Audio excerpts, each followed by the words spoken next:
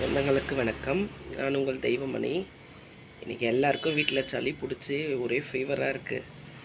அதனால் பையன்கிட்ட சொன்னேன், மட்டன் வாங்கினோப்பா, குழம்பு வச்சு நல்லா மிளகு சீரகம்லாம் போட்டு குழம்பு வச்சு சாப்பிட்டா சரியாக போயிடும்ட்டு. அவனும் என் பேச்சு நம்பி மட்டன் வாங்கின வர போயிருக்கான். நிஜமாக சரியாயிருமாம்மாண்ணா, வாங்கின்னு வந்து கூட செஞ்சு தரேன், கண்டிப்பாக சரியாயிடும், மிளகு ரசமும் மட்டன் குழம்பும் செஞ்சு தரேன்னு போயிட்டான். வந்துட்டு சரியாகலன்னு வைங்களேன், என்னை வைக்க மாட்டான். சரி, இருந்தாலும் பரவாயில்ல, சாப்பிட்டல, வேலையை பார்த்துட்டு போக சொல்லிடலாம். நம்ம மட்டன் குழம்பும் மிளகு ரசம் தான் வைக்க போகிறேன், வாங்க பார்க்கலாம். மட்டன் குழம்பு செய்யறது ஃபஸ்ட்டு மட்டன் நல்லா கழுவி வச்சுருக்கேன். 1/2 கிலோ மட்டன் இது நல்லா கழுவிட்டேன். இதை வந்து தண்ணி ஊற்றி வேக போட்டுக்கலாம்.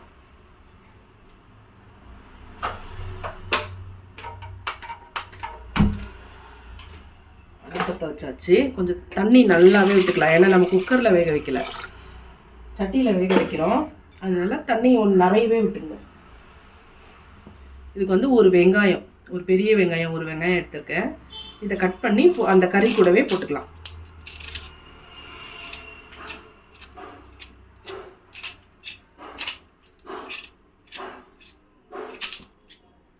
நம்ம குக்கரில் வேக வைக்கிறத விட எப்பயுமே சட்டியில் வேக வச்சு பாருங்கள், அந்த மட்டனோட சாரில் இறங்கி சூப்பராக இருக்கும். ஏற்கனவே நம்ம அந்த சிக்கன் குழம்பு வீடியோ போட்டுருக்கோம் பாருங்கள், அதே மாதிரி தான் இருக்கும். ஆனால் சிக்கன் கூட செஞ்சுருவாங்க, ஆனால் மட்டன் வந்து பால் மாறிட்டு நம்ம டைம் இல்லைன்னு சொல்லிட்டு ஈஸியாக முடியும்னு குக்கரில் தான் வேக வச்சு செய்வோம் எப்பவுமே. ஆனால் ஃப்ரீயாக இருக்கிற டைமில், உடம்பு முடியாத டைமில் இந்த மாதிரி செஞ்சு சாப்பிடுங்க. அந்த எலும்பில் இருக்கிற ஜூஸ்லாம் நல்லா இறங்கும். இந்த மாதிரி வேக வச்சிடலாம். வீட்டில் எல்லாருக்கும் சளி பிடிச்சிருக்கு, சரி, அதனால் இந்த மாதிரி சூப் மாதிரி இறக்கி கொஞ்சம் பாப்பாக்கு எடுத்துக்கிட்டு மீதியை குழம்பு வச்சுக்கலாம். ஒரு வெங்காயம் போட்டோம். இந்த கருவேப்பிலை அலசி வச்சுருக்கேன், கொஞ்சம் கருவேப்பிலை போட்டுக்கலாம். இது கூடவே ஒரு ஸ்பூன் இஞ்சி பூண்டு போட்டுக்கணும். நம்ம குழம்புக்கு தனியாக மசாலா போட போகிறோம். இந்த கறி வேகிறதுக்கு ஒரு ஸ்பூன் வந்து இஞ்சி பூண்டு, ஒரு ஸ்பூன் இஞ்சி பூண்டு.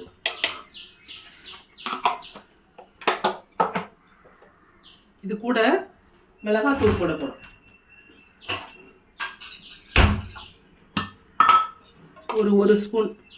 ஒரு ஸ்பூன் மிளகாத்தூள். உப்பு போட போகிறோம். கறிக்கு தேவையான உப்பு இதிலே போட்டுக்கலாம்.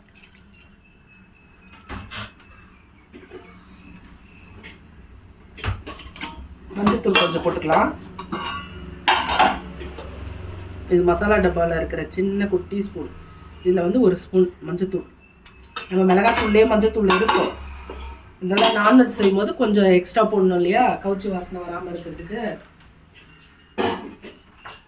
அதனால இதுலேயும் மஞ்சத்தூள் கொஞ்சம் போட்டுக்கலாம்.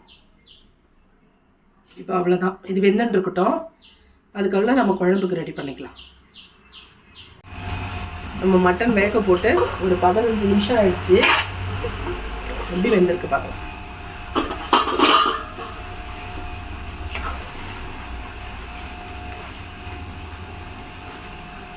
முக்கால் பதம் வெந்து போச்சு. இன்னும் கொஞ்சம் வேகணும்.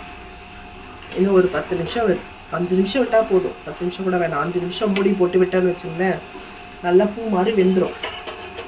நம்ம குழந்தைங்களுக்கு ஸ்டார்ட் பண்ணுறோம் பார்த்தீங்களா, நான்வெஜ் கொடுக்குறதுக்கு, குட்டி பாப்பாங்களுக்கு, ஒரு 6 மாதம் பாப்பாங்களுக்கு ஸ்டார்ட் பண்ணுறோம் பாருங்கள். அப்போ வந்து இந்த மாதிரி வேக வச்சு இதோட சாறு எடுத்து இட்லி ஊட்ட தொடங்குங்க ஃபஸ்ட்டு. மட்டன் வந்து இந்த மாதிரி ஜூஸாக இறக்கி, இதில் வந்து அதிகமாக காரம்லாம் இருக்காது அவங்களுக்கு, ஆனால் அதோட சத்துக்கள்லாம் நல்லா இறங்கியிருக்கும். நாங்கள் எங்கள் பாப்பாவுக்கு இந்த மாதிரி தான் நான் ஸ்டார்ட் பண்ணேன். ஃபஸ்ட்டு இட்லி கொடுக்கும்போது, நான்வெஜ் சேர்க்கும் போது இந்த மாதிரி சூப் எடுத்து இந்த சூப்பில் தான் பாப்பாவுக்கு இட்லி ஊட்டுவேன். இன்ன வரைக்குமே அந்த எங்கள் பாப்பாவுக்கு ரொம்ப பிடிக்கும் இந்த சூப்பும் இட்லியும். நீங்களே கொடுத்து பாருங்கள். இப்போ நம்ம குழம்புக்கு தேவையான மசாலாலாம் ரெடி பண்ணிக்கலாம். இதுக்கு வந்து ஒரு ஸ்பூன் சோம்பு எடுத்திருக்கேன். ஒரு ஸ்பூன் சோம்பு, ஒரு 2 ஸ்பூன் மிளகு, 2 ஸ்பூன் மிளகு எடுத்திருக்கேன். ஒரு ஸ்பூன் சீரகம். பூண்டு வந்து ஒரு பெரிய பூண்டு, ஒரு சின்ன பூண்டு, 2 பூண்டு எடுத்திருக்கேன். இஞ்சி வந்து கொஞ்சம் பெரிய துண்டாக எடுத்துங்க, ஒரு 2 விரல் சைஸ் வரும், அந்த அளவுக்கு பெருசாக இருக்குது இந்த இஞ்சி. இந்த மாதிரி எடுத்துங்க. இது எல்லாத்தையும் பூண்டை உரிச்சிட்டு இஞ்சி சீவி இந்த மிளகு சீரகம் சோம்புலாம் போட்டு மசாலா அரைச்சிடலாம். நம்ம கறி வெந்துன்னு இருக்குது. இப்போ வந்து நம்ம குழம்பு தாளிச்சிக்கலாம். அடுப்பு பற்ற வச்சு ஒரு கடாய் வச்சுட்டேன். இப்போ வந்து எண்ணெய் ஊற்றிக்கலாம். நீங்கள் எந்த எண்ணெய் வேணாலும் யூஸ் பண்ணிக்கோங்க. நான் கடலை எண்ணெய் யூஸ் பண்ணுறேன்.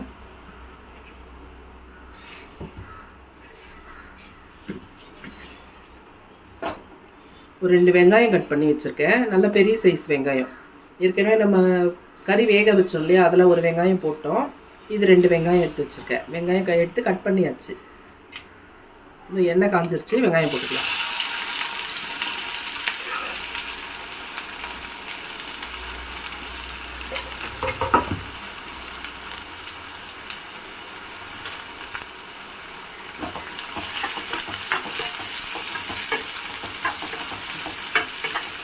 வெங்காயத்தை கூடவே கொஞ்சம் கருவேப்பிலை போட்டுக்கலாம். இந்த கருவேப்பிலை போட்டுக்கலாம். இந்த வெங்காயம் கூட வதங்கினா இந்த வாசனை நல்லாயிருக்கும் மட்டன் குழம்புக்கு.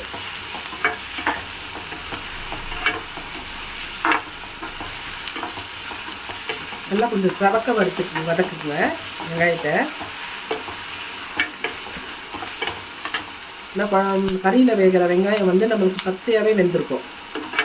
இதை வந்து நல்லா வதக்கிக்கணும். இந்த 2 வெங்காயத்தை நல்லா பொன்னேரமாக வதக்கணும்.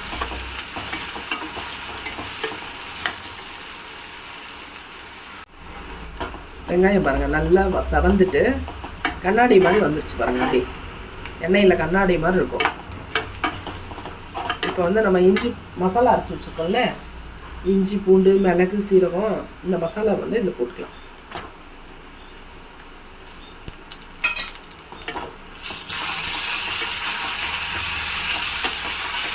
கொஞ்சம் நல்லா பச்சை வாசனை போகணும்.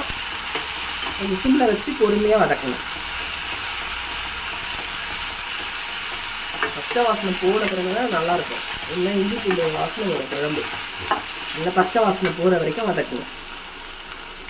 இப்போ 3 தக்காளி எடுத்து வச்சுருக்கேன். இந்த 3 தக்காளிக்கு கொஞ்சம் பெரிய பெரிய தக்காளி தான், மீடியம் சைஸ் தக்காளி. ஒரு குட்டி தக்காளியில் நல்லா பெரிய பெரிய தக்காளி இதுவாங்க. இந்த மாதிரி ஒரு 3 தக்காளி இதை கட் பண்ணி இந்த மசாலா பச்சை வாசனை போனதும் இதில் போட்டுக்கலாம்.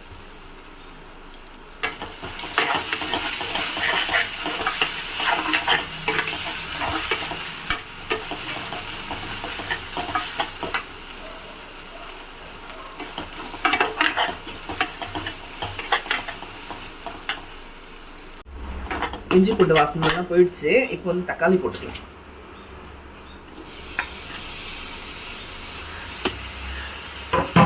தக்காளி போட்டு இதுக்கு தேவையான உப்பு மட்டும் கொஞ்சமாக போடலாம். ஏன்னா நம்ம கறியில் ஏற்கனவே உப்பு போட்டோம். கொஞ்சமாக உப்பு.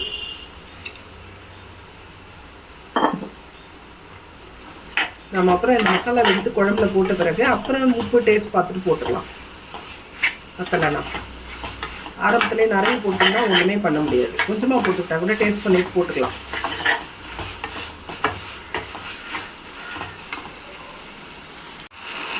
தக்காளி வதங்கிட்டு கொஞ்சம் அப்படியே கரண்டியில் அப்படியே நசிச்சு விட்டுடும்.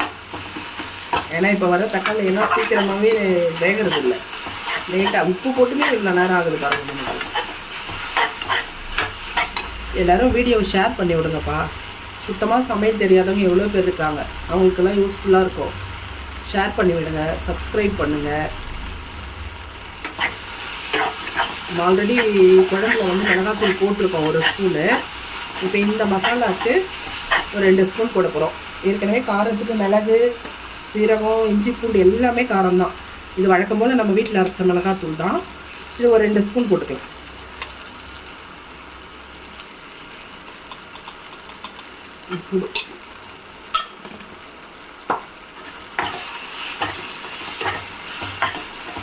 மிளகாத்தூள் போட்ட உடனே கலர் மாறிடும் பாருங்க. சூப்பராக இந்த மாதிரி கலர் மாறினாவே மிளகாத்தூள் நல்லா இருக்குன்னு அர்த்தம்.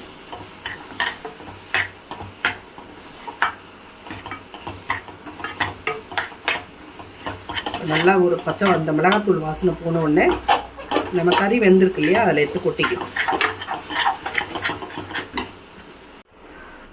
நம்ம கறி வெந்துருச்சா பார்க்கலாம்.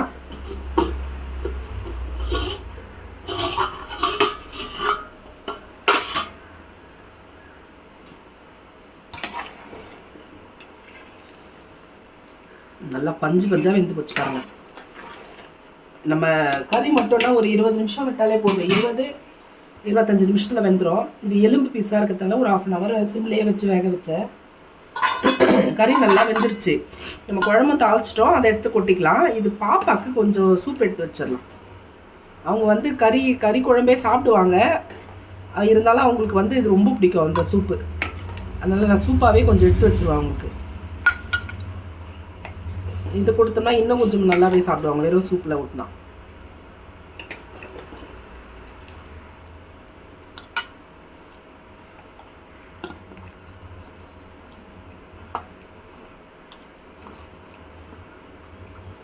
போதும் பாப்பாக்கு. அதில் கருவேப்பிலெல்லாம் நம்ம போட்டுட்ருக்கோம். கொத்தமல்லி மட்டும் போட்டு குழந்தைக்கு ஊட்டிடலாம். இந்த பாருங்க, நம்ம வதக்கி வச்சோம் இல்லையா மசாலா, அதை கொட்டிடலாம்.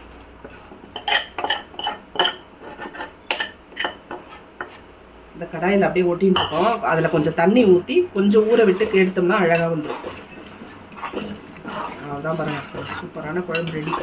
இப்போ இதில் முருங்கைக்காய் மட்டும்தான் கட் பண்ணி போட போகிறோம். முருங்கைக்காய் வெந்துருச்சுன்னா கொத்தமல்லி போட்டு குழம்பு இறக்கிட வேண்டியதுதான். உப்பு காரம் பார்த்துக்கலாம். கரெக்டாக இருக்குது எல்லாமே, எதுவுமே போட தேவையில்ல. பாருங்க, நம்ம மசாலா தாளிச்சு கொட்டி கொதிக்க ஆரம்பிச்சிருச்சு. இப்போ முருங்கைக்காய் 2 முருங்கைக்காய் எடுத்திருக்கேன். இது கட் பண்ணி கழுவி வச்சுருக்கேன். இந்த முருங்கைக்காய் போட்டுக்கலாம். முருங்கைக்காய், முள்ளங்கி எல்லாமே நல்லாயிருக்கும். முருங்கைக்காய் போடலாம், முள்ளங்கி போடலாம், கத்திரிக்காய் போடலாம். மட்டன் குழம்புக்கு எல்லா காயுமே ரொம்ப நல்லாயிருக்கும். நூக்கல் போடலாம். ஆனால் நிறைய பேர் வெறும் முருங்கைக்காய் மட்டுமே போட்டு வைப்பாங்க. நாங்கள் போடுவோம். இன்றைக்கி கொஞ்சம் சளியாக இருக்கிறதுனால தான் இன்றைக்கி முருங்கைக்காய் போட்டிருக்கேன். எல்லாம் முள்ளங்கி போடுவேன். முள்ளங்கி ரொம்ப பிடிக்கும் எங்களுக்கு எல்லாருக்குமே. எங்கள் வீட்லேயே ரொம்ப பிடிக்கும் எல்லாருக்கும் முள்ளங்கி மட்டன் குழம்பு.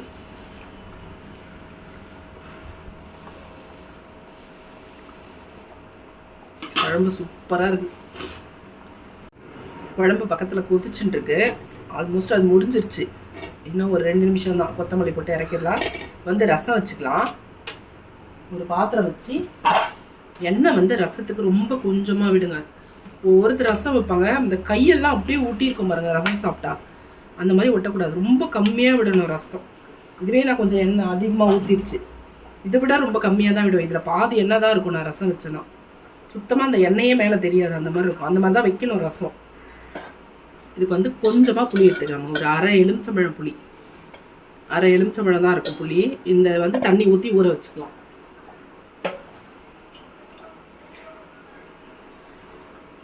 இதுக்கு ஒரு 2 ஸ்பூன் மிளகு, ஒரு 1 ஸ்பூன் சீரகம், ஒரு 6-7 பல்லு பூண்டு, இவ்வளோ தான் எடுத்திருக்கேன். இதை அம்மி இருந்தால் அம்மியில் தட்டிக்குங்க. அம்மி இல்லைன்னா மிக்சியில் ஃபஸ்ட்டு மிளகு போட்டு மிளகு 1-2 உடச்சிட்டு அப்புறம் சீரகம் போடுங்க.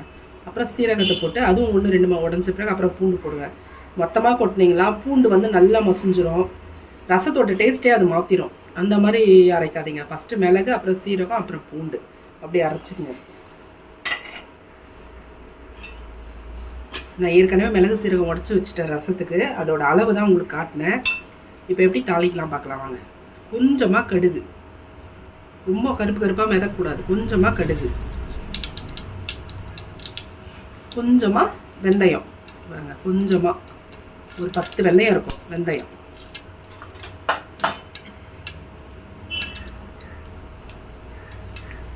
பொரியல்னாலும் பரவாயில்ல, அதை பொரிஞ்சிட்டே இருக்கும். நம்ம டக்குன்னு ஒன்று ஒன்றா போட்டுடலாம். ஒரு 2 காஞ்ச மிளகாய். 2 காஞ்ச மிளகாய் 2 கிள்ளி போட்டுருங்க.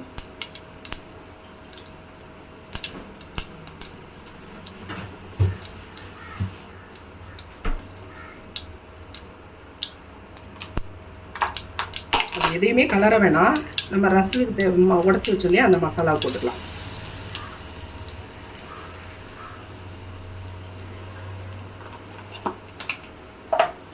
இது கூடவே கொஞ்சமாக மஞ்சத்தூள்.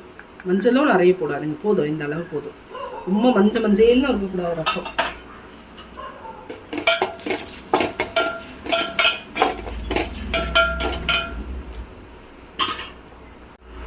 இந்த மசாலா கூடவே ஒரே ஒரு தக்காளி, அதை கையில் குத்தி அந்த சாறை எடுத்துகிட்டு அப்புறம் புழிஞ்சிக்கலாம். புழிஞ்சு விடுங்க, கட் பண்ணி போடாதீங்க, புழிஞ்சு விடுங்க. போட்டாச்சா? இப்போ புளி ஊற வச்சுருக்கோமா, இந்த புளியை கரைச்சி அதில் ஊற்றிக்கலாம்.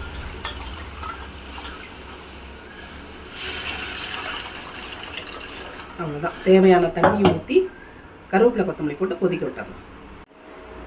புளியெல்லாம் கரைச்சி ஊற்றிட்டோம். இப்போ வந்து கருவேப்பிலை போட்டுக்கலாம்.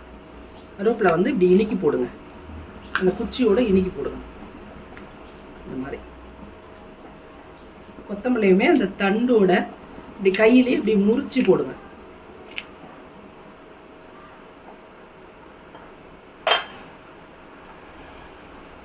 ரசத்துக்கு தேவையான உப்பு.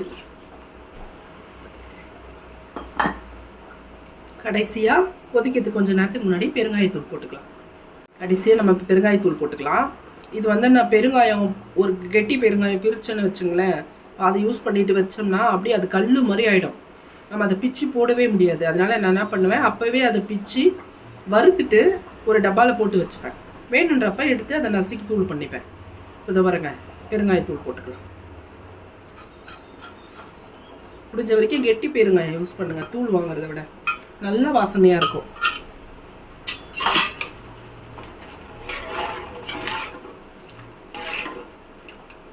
ரசத்தை வந்து ரொம்ப கொதிக்க விடாதீங்க. ஒரே ஒரு கொதி வந்தோம்னா ஆஃப் பண்ணிடணும். கொதிக்கும் போது காட்டுற பாருங்க. பாருங்க, நம்ம ரசம் வந்து கொதிக்க போகுது. ரசத்தில் வந்து எண்ணெய் கம்மியாக ஊற்றுங்க. அதுக்கப்புறம் புளிப்பும் கம்மியாக வைங்க. நம்ம உடம்பு முடியலன்னு தான் ரசம் வச்சு சாப்பிட்றோம், உடம்புக்கு நல்லதுன்னு. அதில் புளிப்பு அதிகப்படுத்தி உடம்புக்கு எடுத்துக்காதீங்க, அதே மாதிரி எண்ணெயை அதிகப்படுத்தி உடம்புக்கு எடுத்துக்காதீங்க. இது ரெண்டுமே வந்து கம்மி பண்ணிக்கங்க. அளவோடு இருந்தால் எதுவுமே நம்மளுக்கு நல்லது. அளவுக்கு மீறி அது டேஸ்ட்டுக்காக எண்ணெயை எதுவும் போட்டு அதை கெடுத்துடாதீங்க.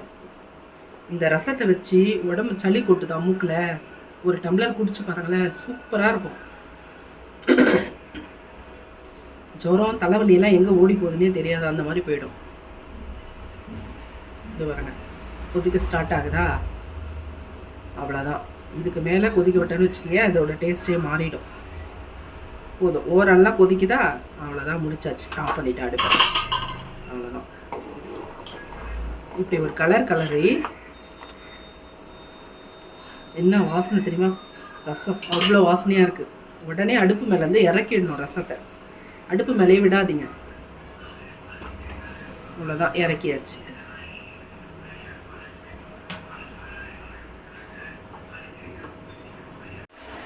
நம்ம மட்டன் குழம்பு அவ்வளோதான், ரெடி ஆயிடுச்சு.